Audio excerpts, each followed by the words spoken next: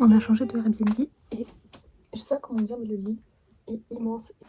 Dites-vous, je fais 1m68. Je suis pas petite. Pourquoi le lit est aussi haut? Mais par contre, il est très confortable. Là aussi, il fait très très froid, d'où ma dégaine. Et ah non, là je l'ai pas fait, mais je vais le faire parce que j'ai dormi comme ça hier soir.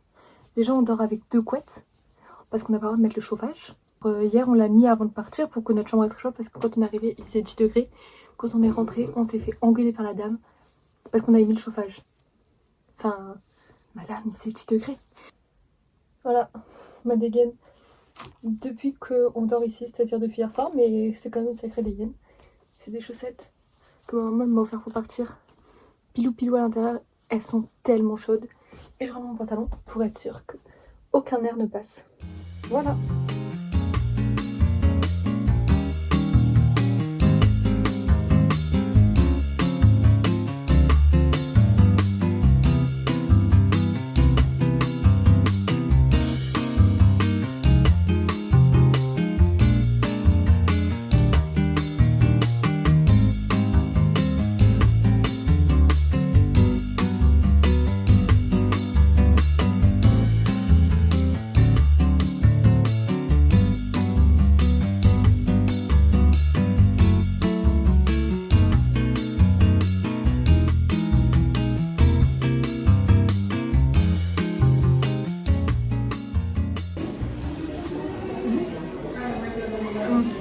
C'est épicé?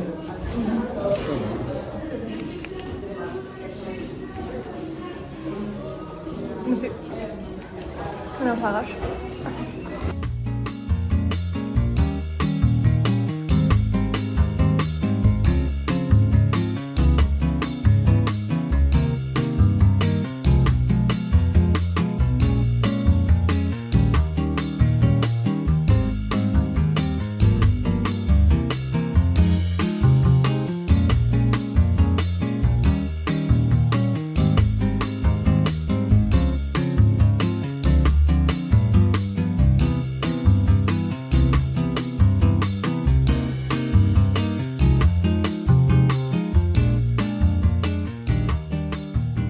Hello! Donc bon, j'ai pas trop filmé de voix, de face to face, etc. parce qu'on n'a pas fait grand chose.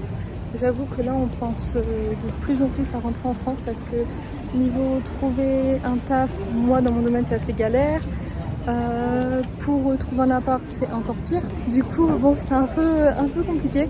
Donc là on va se donner encore quelques jours. Moi demain j'ai un entretien selon comment ça se passe. Mais on prend nos billets ou pas et on se laisse une semaine après, à partir de demain après l'entretien, enfin selon comment ça se passe. Si c'est en bonne voie, etc., je demande une lettre de promesse d'embauche. Il y avait un petit chihuahua posé sur la table avec un petit pull de Noël, trop chou. Et à chaque fois là les apparts ils me disaient ouais vous avez pas de taf. En gros il y a un mec qui m'a dit revenez avec une promesse d'embauche, reviens avec une lettre et on verra ce qu'on peut faire. Si ça change pas, ben on rentre en France. Parce que là ça va faire 1 mois et demi qu'on est là. Ouais c'est ça, on est arrivé le 29 octobre, on est le 29 novembre, ça fait 1 mois. Et en fait on a fait tellement de visites, on a déposé tellement de dossiers que rien ne bouge. Donc en fait on peut pas juste continuer comme ça quoi. Bref, c'est très pesant, très chiant.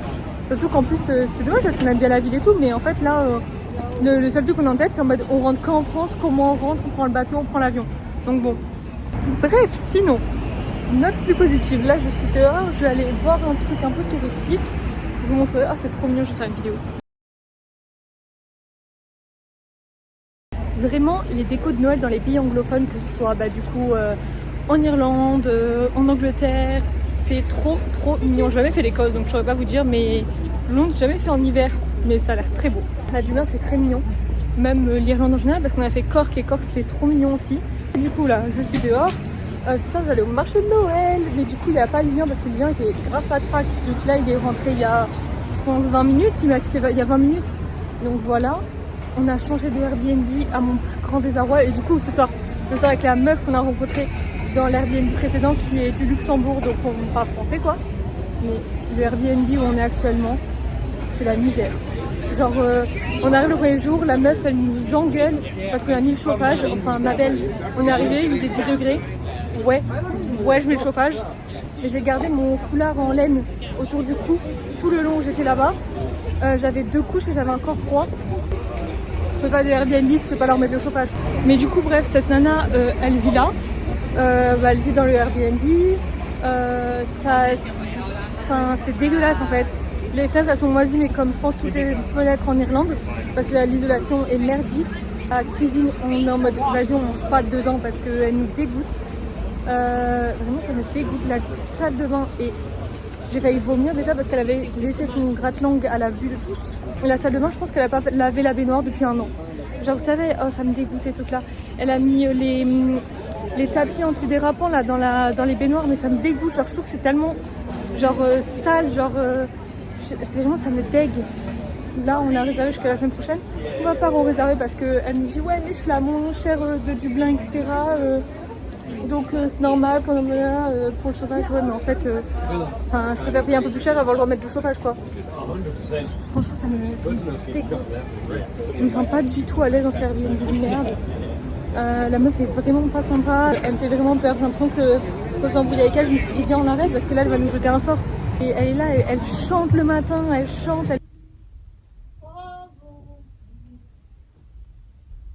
Je veux pas mettre le chauffage pour pas payer trop cher, mais par contre laisser la lumière allumée, ça aucun problème. Hein. Je sais pas ce qu'ils ont les Irlandais à laisser la lumière allumée, mais à chaque fois, à chaque Airbnb où on a été, ils laissaient trop la lumière allumée tout le temps. Enfin les gars.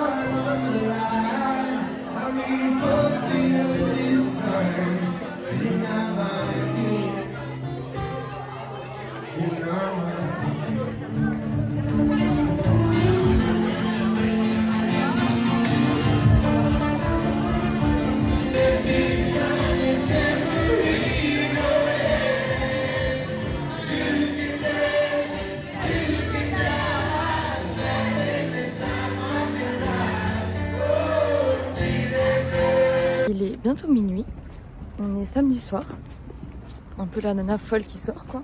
Je vais rentrer, j'ai passé la soirée avec du coup mon ancienne coloc avec qui j'ai vécu 10 jours dans l'ancien Airbnb. Trop sympa, et du coup 2 copines à elle. Elle vient du Luxembourg, il y a une de ses copines qui est française et une allemande. Et vraiment c'était trop chouette, on est allé au marché de Noël au château de Dublin. Après on a fait plusieurs pubs, le temps d'en trouver un où il y avait de la place. On a trouvé un, on a joué à un jeu de cartes, enfin plusieurs jeux de cartes, au menteur et au Kums. Il y avait de la super bonne musique, genre il y avait musique live, ils chantaient hyper bien. De toute façon j'ai pris des vidéos et franchement c'était trop sympa. Là j'ai pris le bus, je suis rentrée, j'ai failli rater l'arrêt.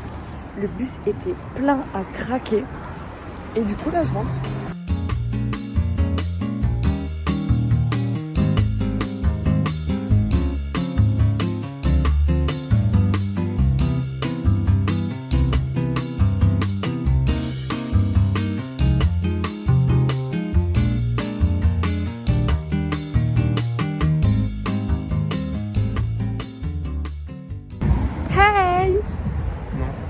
Aujourd'hui, on va peut-être avoir un appart. Genre, on l'a déjà vu, il était trop bien. Là, aujourd'hui, ils nous ont dit que notre dossier c'était bon. Du coup, on va voir aujourd'hui, on va faire les rendez-vous. Peut-être on va signer. Croisez les doigts. On dirait que je deviens proprio. Pas du tout. Pas du tout. Et là, on va manger une pizza pour le repas du midi. Là, il fait super froid, genre, il fait ressenti 2 degrés. D'où ma tête qui a l'air un peu paralysée par le froid. D'ailleurs, j'ai eu le retour de mes copines sur mon dernier vlog apparemment, et de ma famille, et apparemment elle a beaucoup plu. Donc je suis très contente.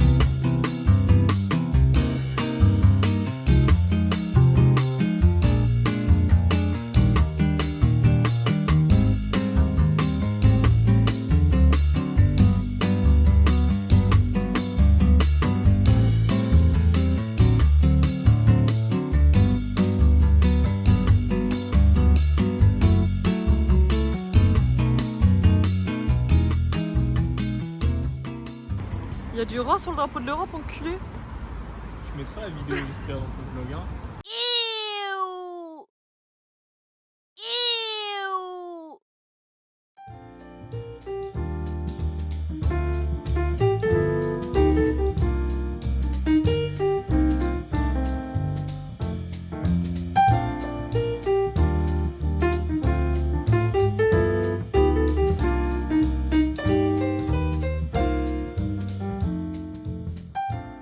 Bon, je vous reprends. J'avoue que ces derniers temps, il n'y a pas eu trop de face cam, etc. C'est vrai qu'en fait, je sais pas, genre, on a changé d'Airbnb, donc ça va mieux et tout. Mais l'ancien Airbnb, il était tellement anxiogène que juste, ça m'a plombé la semaine. Mais du coup aussi, il y a eu un petit changement dans le programme. On rentre en France. Voilà, je sais pas trop ce à quoi on s'attendait et je pense à quoi vous vous attendez. Mais en fait, après mûre réflexion, on a parlé à nos proches et tout. Et enfin, de toute façon, on n'avait pas trop le choix.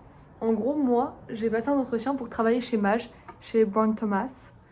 Et j'ai eu l'entretien, j'ai eu le poste. C'était en contrat temps partiel parce qu'il y a énormément de temps partiel ici. Plus qu'en France, j'ai l'impression qu'il y a très peu de temps plein ici.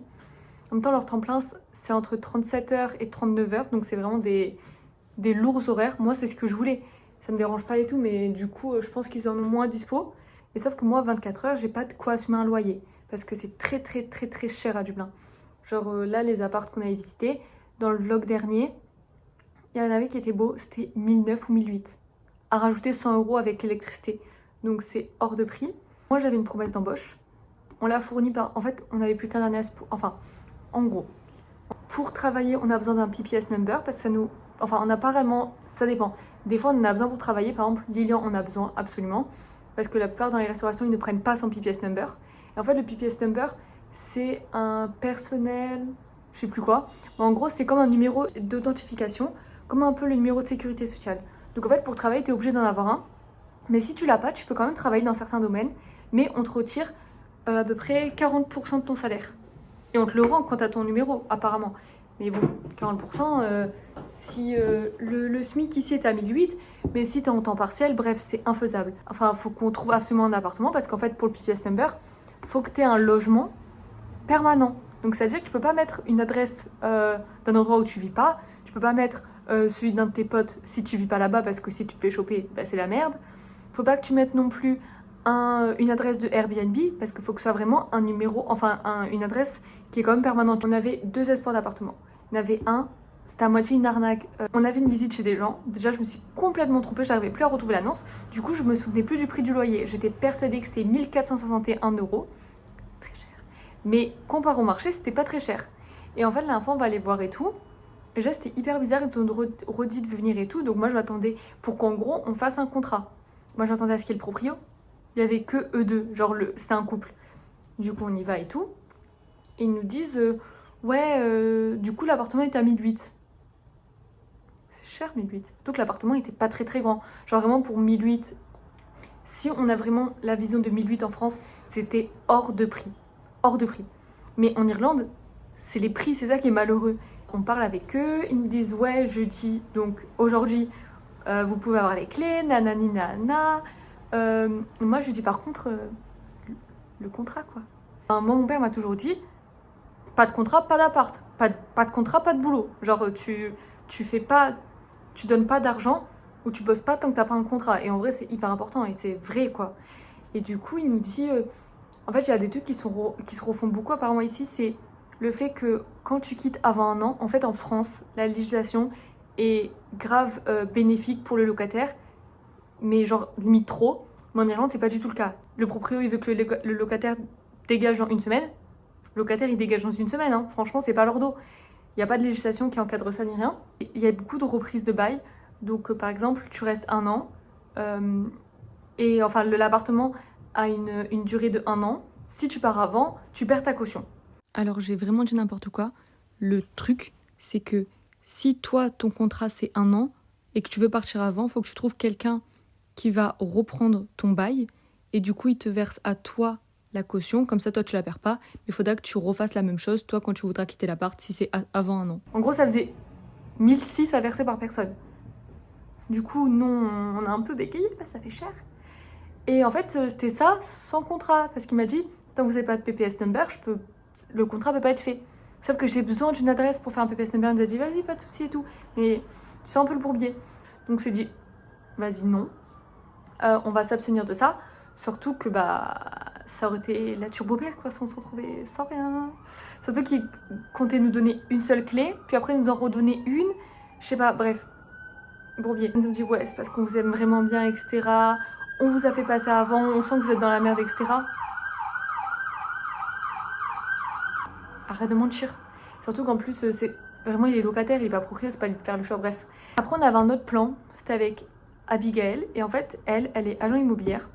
Et on avait visité des apparts qui étaient trop cool, un peu moins chers, genre ils étaient aux alentours de 1006, donc ça allait, 1005, 1006. Trop sympa les apparts.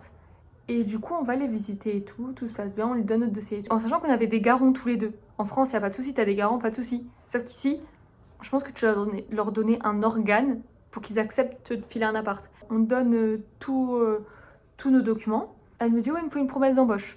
Ou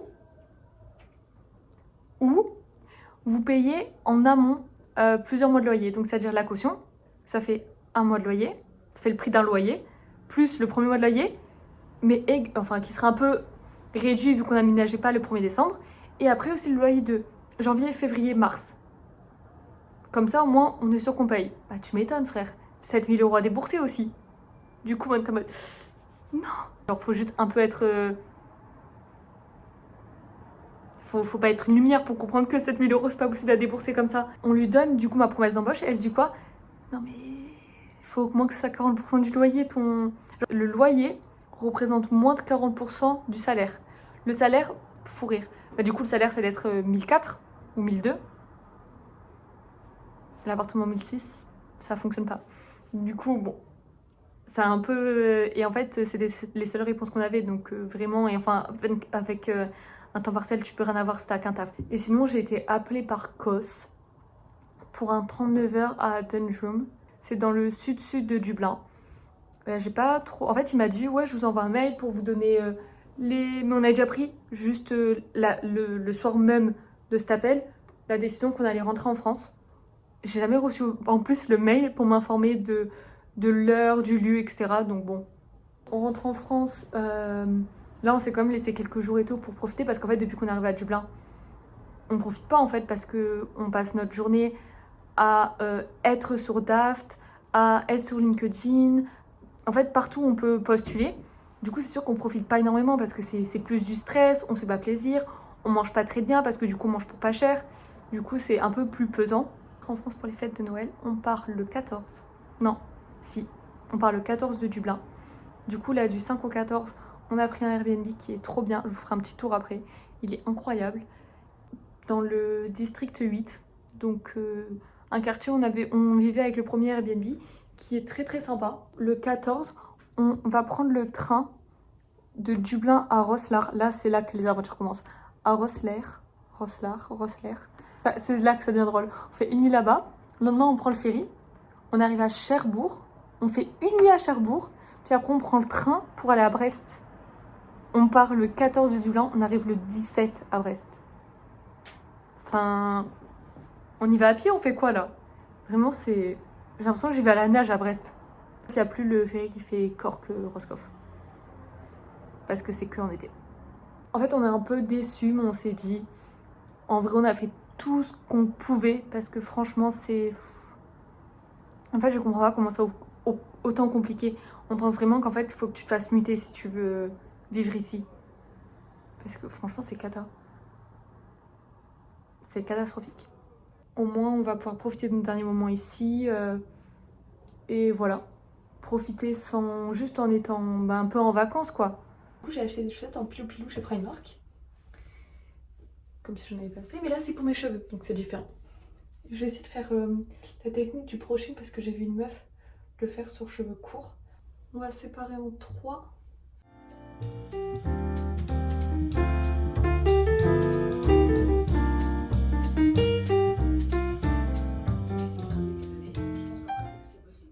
Je suis trop forte. Bon, j'ai un peu galéré. Par contre, fou rire. Est-ce qu'on a cette tête? Non, ça teint, c'est vraiment trop bien. Ça m'évite de mettre un foulard. J'aurai une tête de ouf, mais on verra bien si demain ça va bien marcher. J'espère.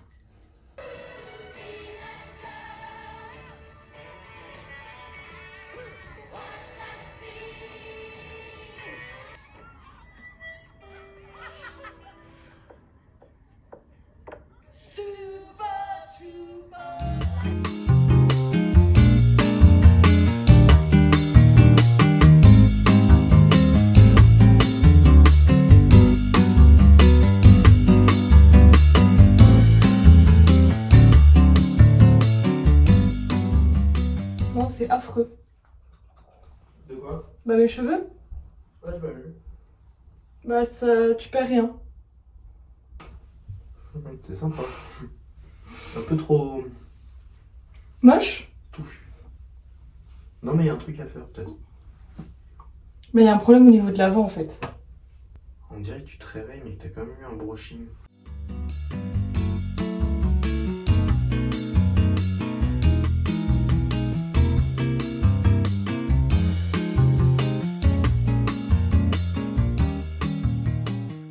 Nous sommes le 7 décembre et ça sonne la fin du vlog, de ce 3e vlog. J'espère qu'il vous aura plu et on se retrouve la semaine prochaine pour le dernier vlog à Dublin.